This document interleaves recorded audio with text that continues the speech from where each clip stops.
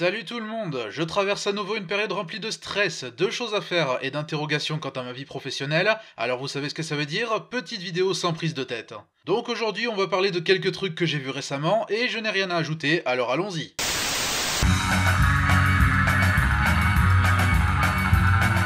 Hôtel Transylvanie est une saga de films dont je suis assez admiratif en termes de visuel. J'adore l'énergie cartoonesque qui se dégage de l'animation, et je trouve la façon dont elle est capable de transposer en 3D quelque chose qui ne semblait marcher qu'en 2D impressionnante. Et ce quatrième opus va encore plus loin dans cette énergie cartoonesque que les précédents. Les animateurs se font clairement plaisir avec les mouvements des personnages, et c'est assez communicatif. C'est très Looney Tunes, en tout cas ça me fait penser à la fois à l'exubérance de Bob Clampett et à la gestion unique des poses de Frank Tashlin. Même si, parce que n'est pas Looney Tunes ce qui veut, ça peut tomber dans le faciès déjanté juste pour le faciès déjanté ici, au lieu d'aller vraiment de pair avec l'acting et l'émotion des personnages. Mais ça reste fun visuellement. Ça ne cherche pas à reproduire le soin absolu du détail que déploie par exemple Disney dans ses films. Je vais dire par exemple que là, un personnage pourrait rester complètement immobile pour le besoin d'un gag s'il le faut. Donc voilà, le visuel seul m'amuse pas mal dans ce film. Bon par contre le reste ça craint un peu quand même. On est clairement face à quelque chose plus proche du DTV de luxe, ou en l'occurrence du DTAP de luxe, que d'un film vraiment consistant. Pourtant, je ne pense pas que le concept était automatiquement voué à l'échec en ce qui concerne la faculté de tenir sur tout un long métrage, même s'il semblait beaucoup plus se prêter à un épisode de série télé. Je trouve qu'il y a des possibilités qui auraient pu se dessiner si elles avaient poussé le délire de transformation plus loin. Par exemple, pourquoi pas réintroduire les monstres dans la société humaine comme on en avait des bribes dans les deux premiers films. Je me doute que les films Hôtel Transylvanie ne sont pas des modèles de scénario, mais au moins on sentait un semblant d'enjeu et que ça savait où aller, même dans le troisième. C'est marrant mais ça me fait penser au chemin qu'a pris la saga L'Âge de Glace, en passant d'un premier film certes foufou mais abordant des sujets un peu émotionnels, à du stuff happens. On est plus dans la structure type épisode de série télé en l'occurrence. Vous savez, un peu comme la formule Bienvenue chez Loud. Drac ment à Johnny, donc Johnny fait quelque chose qui dégénère, et c'est seulement lorsque Drac apprend qu'il n'a pas été très sympa que la situation peut être corrigée. De toute évidence, je suis pas toujours contre cette formule, sinon j'arrêterai de vous dire que Hey Arnold et Bienvenue chez Loud sont des bonnes séries. Mais franchement, dans un Hôtel Transylvanie, c'est pas ce qui me passionne le plus. D'autant que c'est dur de s'investir pour qui que ce soit quand les personnages semblent bloqués depuis plusieurs films. Et c'est quand même lassant quand on est dans le quatrième et assumé comme le tout dernier qui plus est. Du coup, c'est un peu tard pour se retaper la même rengaine de Dracula vieux jeu contre Johnny mature et ne se sentant pas à la hauteur aux yeux de son beau-père, sans réelle variation intéressante. À part le fait de voir Johnny clairement remonter contre Dracula sur la fin. J'ai trouvé que c'était une touche sympa, car sauf erreur de ma part, c'est la première fois que ça lui arrive d'exprimer autant le sentiment de colère.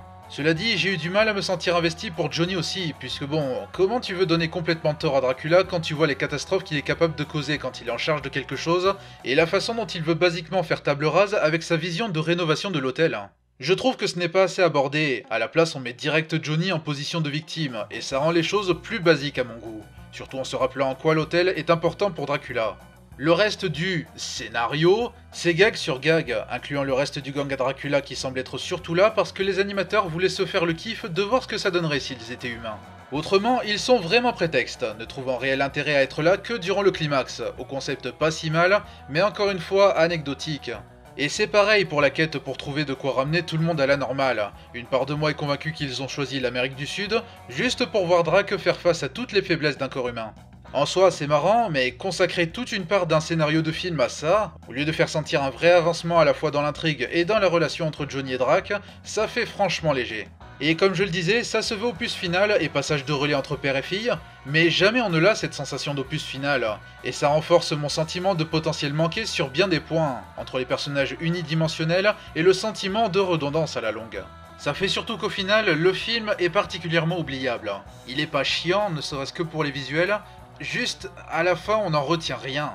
Dites ce que vous voulez du climax du troisième film, au moins le côté perché est tellement poussé que c'est mémorable selon moi. L'un des rares trucs que je retiendrai, c'est que Johnny est un humain chanceux, contrairement à tous ceux zombifiés que Dracula va continuer à garder en otage en tant que groom dans son hôtel, visiblement. Sinon, ouais, ça peut se résumer comme ça. C'est une perte de temps divertissante. On va dire que maintenant c'est fini et que la filière animation de Sony peut laisser les dernières traces de son passé derrière et revenir vers des choses plus prometteuses. Donc la prochaine fois, la même animation pour des projets plus originaux, s'il vous plaît.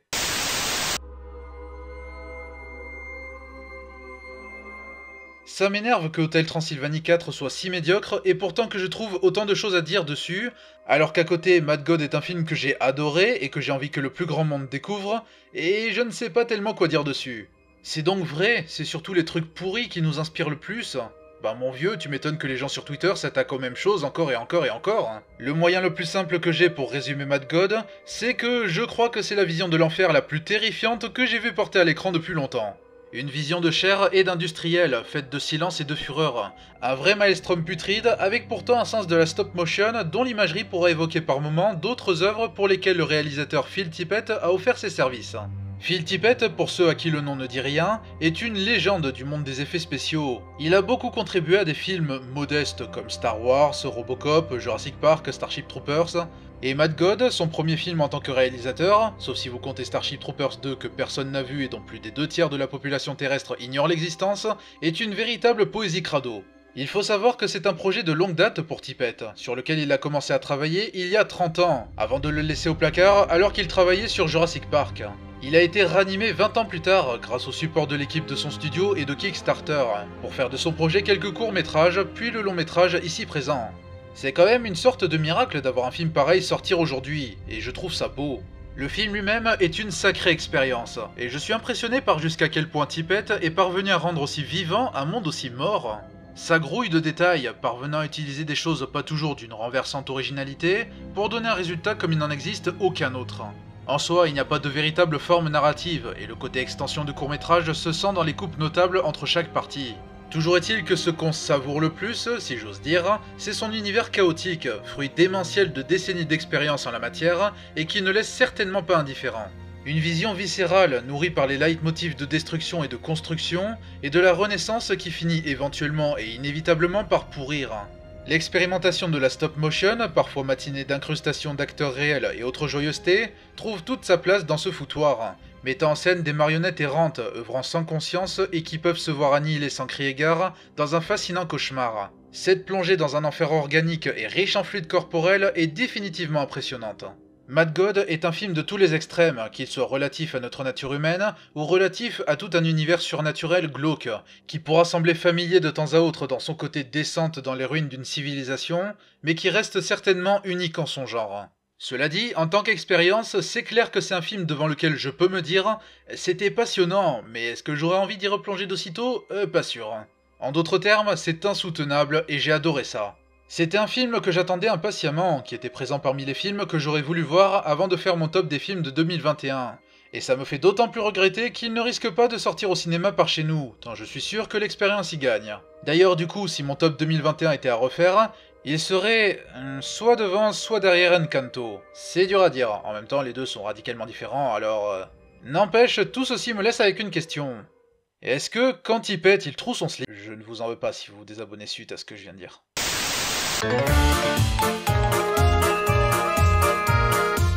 Entre les deux productions Disney Télévision Animation du moment, c'est-à-dire Lou Houseville qui en est à sa 2e saison et Amphibia qui en est à sa 3e et dernière, toutes deux reprenant leur diffusion dans pas si longtemps d'ailleurs, et Big City Greens aussi, mais faut que je la regarde cette série, est arrivée une petite série qui ne semblait pas payer de mine face aux deux mastodontes, The Ghost and Molly McGee. Moi-même, j'ai mis un certain moment avant de reprendre la série, alors que j'avais vu les 2 premiers épisodes aux alentours de leur sortie initiale. Créés par Bob Roth et Bill Motz, deux habitués des séries Disney Animation puisqu'ils ont écrit pour des séries comme Mr. Mask, Kim Possible, Aladdin, Phineas et Ferb, etc. Cette série met en scène la jeune et très optimiste Molly McGee, dont la famille emménage dans une maison hantée par un fantôme grincheux, Scratch. Pour les chasser, il jette une malédiction sur Molly, faisant qu'il sera là pour la hanter pour l'éternité, ou du moins tant qu'elle et sa famille vivront dans la maison. Sauf que par une formidable ironie du sort, c'est le fantôme lui-même qui se retrouve maudit, dans la mesure où Molly voit en lui un nouveau meilleur ami, et donc c'est Scratch qui se retrouve forcé d'être auprès de la fille pour l'éternité. Je parlais tout à l'heure de plusieurs séries pour lesquelles les créateurs ont œuvré, et je trouve qu'avec cette série, on renoue avec cette tradition de séries plus épisodiques qui manque un peu aujourd'hui. J'adore aussi les séries plus guidées par un scénario général, mais ça vous manque pas, vous, ce temps où vous preniez votre petit-déj devant la télé, en regardant un épisode au hasard d'une série sans prise de tête ? Bah c'est à ça que The Ghost and Molly McGee me fait penser. Un truc sans prise de tête dont on peut se lancer un épisode au hasard sans forcément se sentir perdu. Même s'il y a un peu de continuité et qu'on est en pleine saison 1 à peine, donc à voir comment ça va évoluer. C'est aussi une série que j'aime bien au-delà du côté héritier du Disney Afternoon bien entendu. Pourtant, ça partait de façon un peu bancale avec son pilote. Je me suis demandé si désormais c'était impossible pour des séries comme ça d'avoir un pilote de 22 minutes pour prendre le temps de planter son décor. Parce que du coup, avec la gestion de ces 11 minutes, ça faisait selon moi que la rencontre entre les deux personnages principaux était complètement précipitée. En 30 secondes environ, on a Molly et sa famille qui s'installent dans la maison, la fille et le fantôme qui se rencontrent et Molly qui voit instantanément en Scratch son nouveau meilleur ami. J'avais le même genre de problème avec le pilote de Star Butterfly par exemple, dans la mesure où ce n'est pas impossible d'avoir un pilote de 11 minutes qui arrive à bien instaurer les choses, mais ce que la série concernée souhaite introduire aurait pu et aurait dû plus prendre son temps.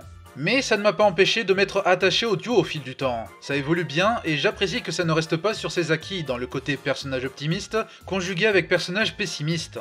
Je trouve que ça ne manque pas de bonnes répliques et que les interactions paraissent assez sincères. De ce que j'ai compris, les deux comédiens prêtant leur voix au duo ont parfois improvisé, ce qui renforce ce sentiment. J'apprécie aussi que l'optimisme extrême de Molly se voit en quelque sorte testé par ce qui l'entoure, et pas seulement Scratch. Ça fait qu'il y a une bonne balance et que la nuance reste présente, même avec humour. Ça s'étend jusqu'au mélange avec le ton insouciant général, notamment par le biais des chansons de Rob Cantor, qui avait jusqu'ici œuvré pour des séries Disney Junior, et qui délivre des airs entraînants sur le coup, à défaut d'être mémorable sur la longue en ce qui me concerne. Et donc on évite que Molly ne se définisse que par l'optimisme, et c'est cool, mais j'ai quand même une préférence pour Scratch personnellement. Ce qui est drôle vu que d'habitude, je suis plus attaché au personnage optimiste, mais Scratch est vraiment fun, et son interprète, Dana Snyder, Master Shake pour ceux qui connaissent Aqua Teen Hunger Force, aide pas mal. I mean, this party is deader than I am, and I'm dead!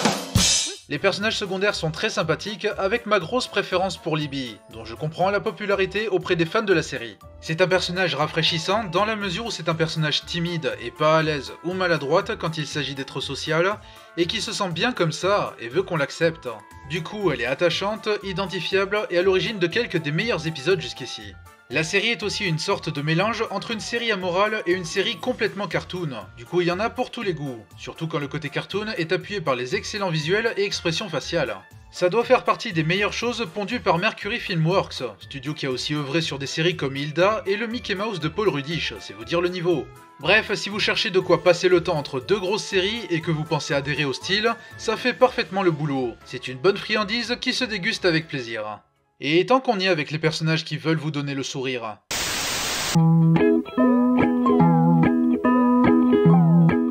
Plus je regarde des productions Adult Swim, plus je suis fan de la chaîne. J'aime vraiment la variété de leurs programmes et leur faculté à créer quelque chose d'unique, qui se soucie plus de ça que du taux d'audience que ça fera. Leur contenu a été très influent sur les productions animées pour adultes qui ont pullulé depuis le début des années 2000, malheureusement sans toujours comprendre ce qui faisait la réussite de ce style.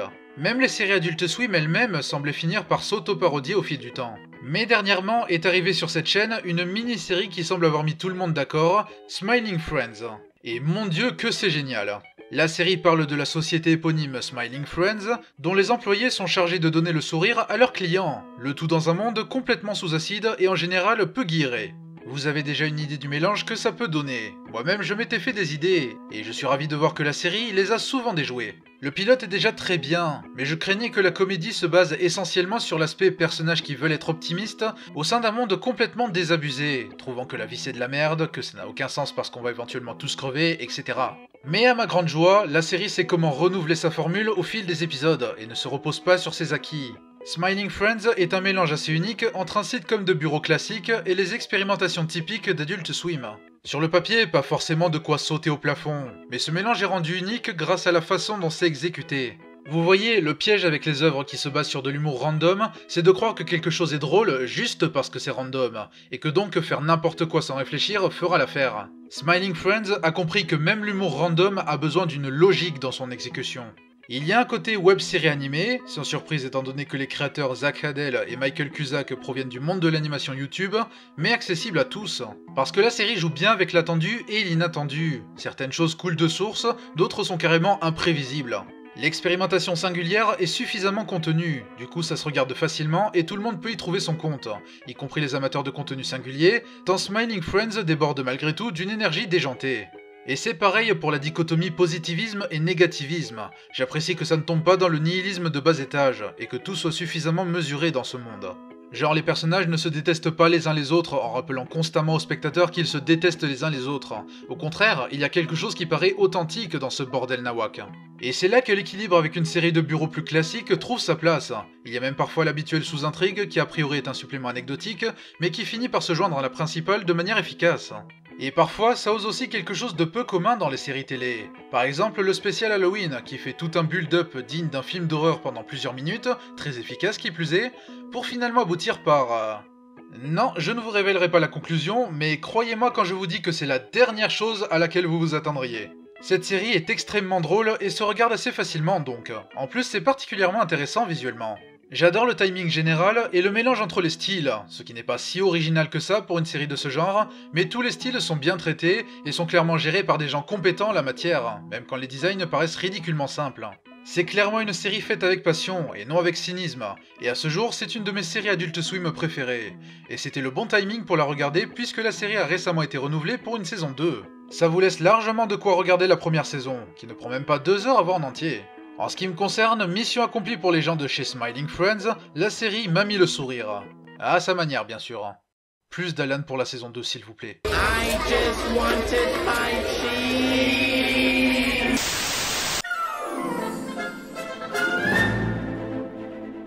Vous savez, ça doit pas être évident d'être dans les chaussures de Goro Miyazaki. Forcément, dans l'écurie Ghibli, il pâtit des comparaisons inévitables avec son paternel, qui n'est pas toujours des plus tendres envers lui par ailleurs.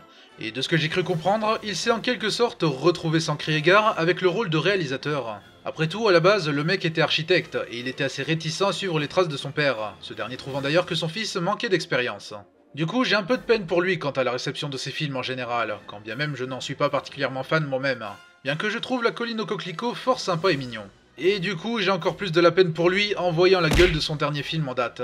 Alors qu'on soit clair, sur le papier, je n'ai rien contre le principe que Ghibli s'essaye aussi à la 3D pour un film, contrairement à beaucoup qui ont sourcillé face à cette idée, au mieux. Bien sûr, je n'ai pas envie que la 2D au cinéma prenne sa retraite, et voir l'un des studios maîtres de la 2D japonaise faire la transition temporaire peut faire peur, même si personne n'a jamais dit que ça irait au-delà du coup unique. Mais soit, je comprends l'envie d'évolution. Mais ce que j'apprécie avec la 3D de ce téléfilm, parce que oui de base c'est un téléfilm, destiné je ne sais trop comment à nos salles françaises, est aussi ce qui constitue sa grosse faiblesse, la tentative de transfuser le style Ghibli. Parce que ça a du mal à s'accommoder à la 3D, et constamment, même si je n'ai pas trouvé ça foncièrement laid, il y a ce sentiment que tout paraît off.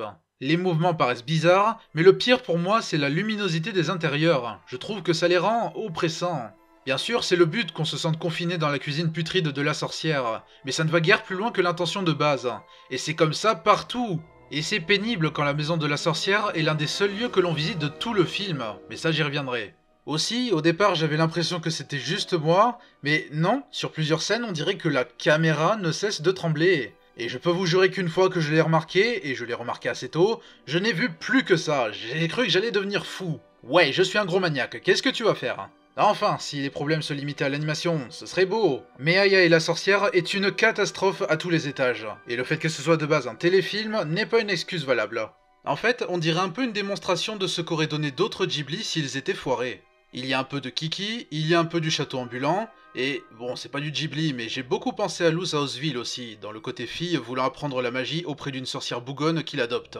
Par contre, vous savez ce qu'il n'y a pas, c'est de l'approfondissement de contexte. Ça fait que durant 1 heure, on regarde juste d'un air un peu circonspect une gamine tenter de faire sa loi face à une sorcière encore plus insupportable qu'elle. Et une fois passé cela, une fois qu'on en arrive enfin à un semblant de rebondissement dans l'intrigue, le film se termine. Comme ça.